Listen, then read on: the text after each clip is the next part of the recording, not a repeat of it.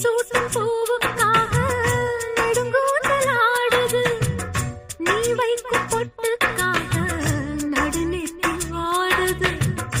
காத்தாடி ஒன்னத்தானே உயிர் நாடி தேடுது. காவேரி எங்கே போகும் கடல் வந்து கூடுது.